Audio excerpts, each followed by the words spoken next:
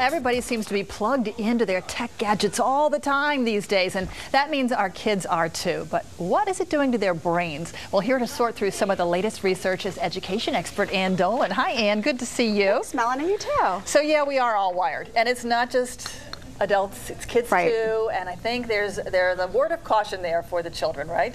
There certainly is. You know, I just got back from a fabulous conference, The Brain and Learning. Some of the top neuroscientists from all over the world came in to share the latest research, and here's what we know. That was here in D.C., wasn't it? Yep, it was in Crystal City. Wow. Friday, Saturday, and Sunday.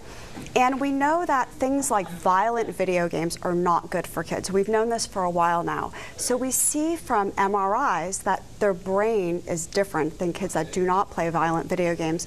So the parts of their brain that control emotion and aggression and even attention are underregulated. So they don't have as much empathy because they're so accustomed to playing these violent games where they're shooting people and killing people, and it really affects their level of aggression that they display when they're on the playground or when they're interacting with people in real life. Wow, it seems like what you're saying sort of is that the brain gets ultra stimulated in some areas and less stimulated in others. That's absolutely true. And it almost is like a desensitivity happening as far as their tolerance for violence? Yes, that's exactly what's happening, yes. And we also see some other interesting things, Melanie, that aren't so bad. The first is that we know that the brain is responding differently to different parts of internet use, and one is Facebook. We know that when kids have a lot of friends on Facebook and they're constantly updating their status, that they have a bigger amygdala, and this is the part of their brain that controls emotion, and I found that really interesting. And the other thing... So that could be a good thing?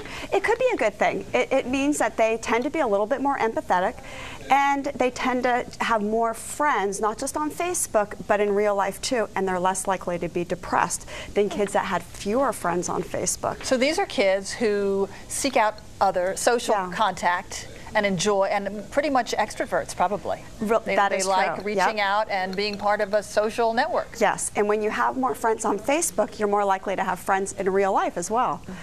The other thing that I found interesting is some studies on using a functional MRI, and this is when they had kids search the internet using Google, and they had those same kids read a book, just a hardcover book.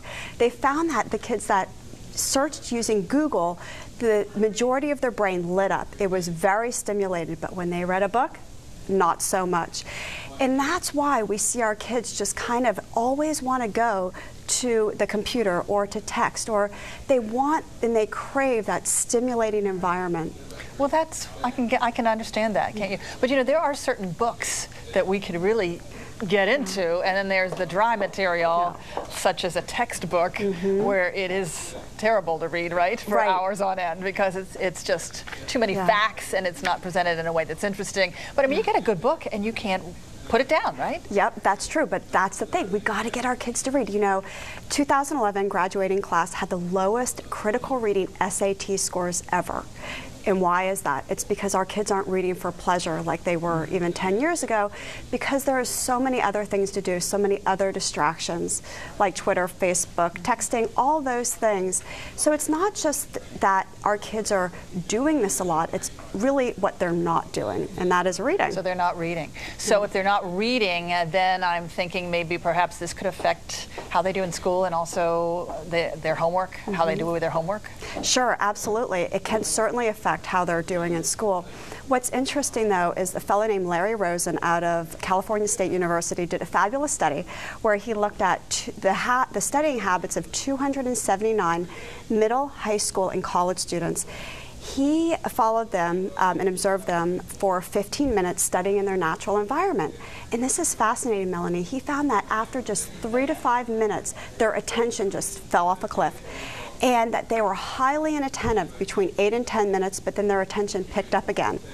And so what's going on? I know, right? So we're seeing that our kids just cannot sustain attention as long as they could before. And he found 2 reasons. One was the number of windows the kids had open when they were doing their homework, if they were doing it on the computer. The more windows, the more distracted. And if they checked Facebook just once during that 15 minutes, they were very likely to be distracted during the whole time. And he found that the level of distraction was correlated with a lower GPA. The kids that were less distracted had higher GPAs.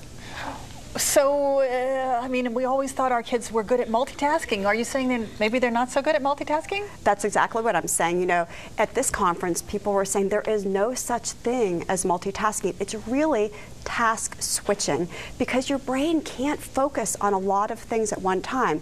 What you're really doing is switching from one thing to another quickly. So it feels like multitasking, but it's just really task switching. So some kids probably are better at like zeroing in on something, and then they kind of, everything else just becomes noise in the back. They don't even hear it. Right. Whereas other kids true. may be sort of not focused, and they're hearing some things, but they're not able to finish any one project, right? Well, homework is taking them longer because they are so distracted, that's for sure.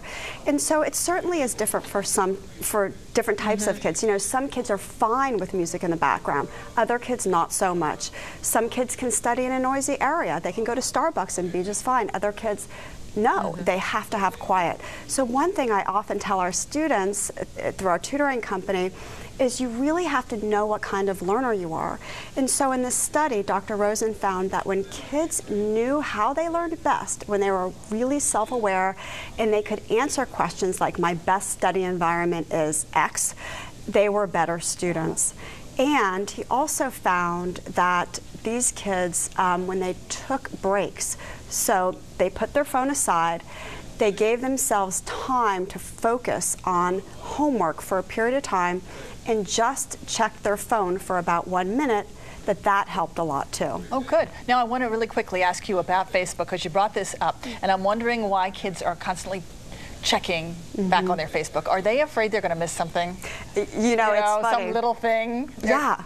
It's true. You know, many of these scientists have coined this term called FOMO, which is fear of missing out. Oh, there's such a thing. There is such a thing, and that's Wow. what's amazing, is that's what's going on with our kids. They're just so scared. If somebody texts them and they don't give an immediate response, what is that person going to think? Or they want to see, did anybody like my water skiing pictures that I just posted on Facebook? Immediate feedback. Immediate gratification. Wow. Yeah. So much to take in with that study. Thanks for bringing our attention to it. My Very pleasure. interesting. Ann Dolin, education expert. And up next, well, a DC native is a finalist on Food Network Star. We're going to be talking with him about the show and about his love of the culinary arts. And Dancing with the Stars has an elimination round tonight. Actually, it's a double elimination. And we're going to take a look at some of the performances from last night. Check out our blog, tbd.com. Enter in the keywords Let's Talk Live. We're coming right back.